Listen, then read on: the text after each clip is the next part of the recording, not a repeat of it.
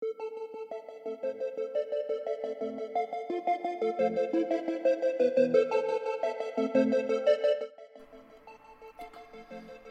everyone, Ron Burke, Editor-in-Chief for Gaming Trend here to take a closer look at D-Link's newest router, the EXO AC2600. If you've been a reader of the site for a while, you know I'm a bit of a tech head. I've got a degree in network engineering and I tend to jump at the chance to check out any new networking gear that pops up. Looking at the array of routers I have on my desk right now, and that's not even all of them, I may even need professional help. Before we get too far into this review, I want to say that this video is meant to accompany my written review on GamingTrend.com. There are a lot of technical aspects to routers that extend well past the marketing jargon on the back of the box. I'll dig into all of those, but it's a bit much to pry into a video. I'll touch on some of these briefly as we look at the included features, but my full review will cover the rest. Either way, hold on to your hats, it's about to get dorky. The back of the box claims 800 megabits per second in 2.4 GHz mode and 1733 megabits per second when operating in the 5 GHz range. That's 1.7 gigabits per second, but that doesn't sound as big now, does it? The box then states that it uses 4x4 data streams using 4 high-performance antennas supporting multi-user MIMO and smart beaming. The EXO also claims dual-core processors to support QoS, WPA and WPA2 encryption, DLNA, and 2 USB ports.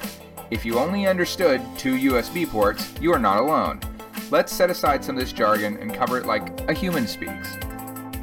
Without teaching a class on RF engineering, there are some key principles on channel bands that you need to understand. The first and most simple is that 2.4 GHz will travel a longer distance but at slower speeds.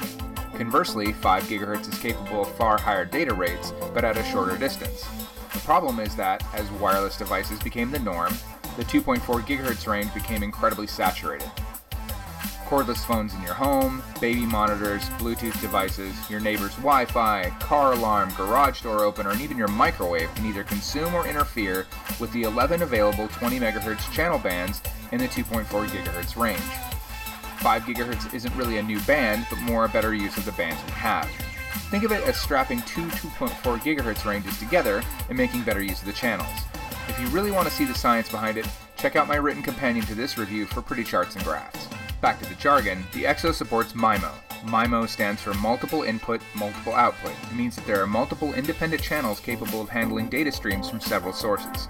In older routers, the slowest device in the network determined the speed that everyone else traveled. Think of it as a really stupid pace car.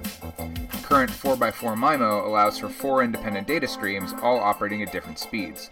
These streams mean that your higher speed devices get the Autobahn, while your older devices can still use surface streets, neither one interfering with the other.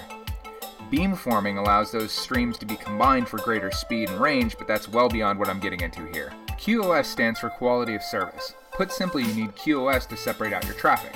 While a website can allow for packets to be retransmitted in just about any order, when it comes to voice, video, or gaming, the order of these packets really matters.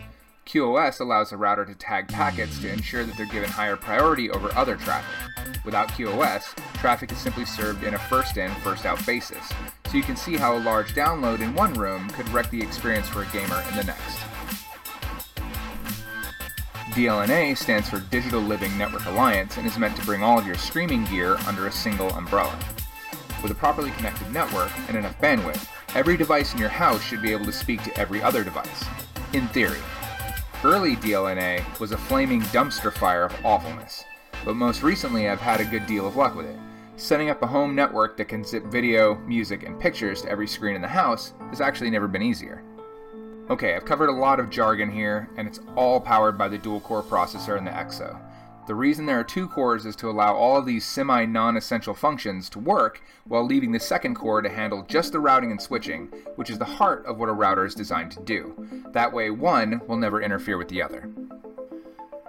As I was running through the settings, I had a good bit of difficulty with the stability of the management console.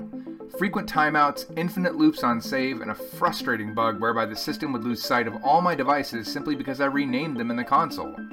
I also saw router not found more than a few times or had timeouts when entering my password. A refresh of the page always brought it back, but you know somebody at QA saw this and let it ship anyway.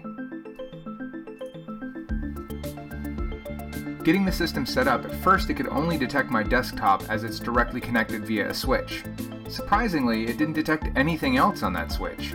It It even assigned some devices an IP address and still wouldn't allow them online. After a reboot of my network-attached storage, my Xbox, PlayStation 4, TiVo, Shield, pretty much everything else, they all came back online, but it doesn't seem like the devices want to make a graceful recovery with the EXO like they did for other routers I've tested.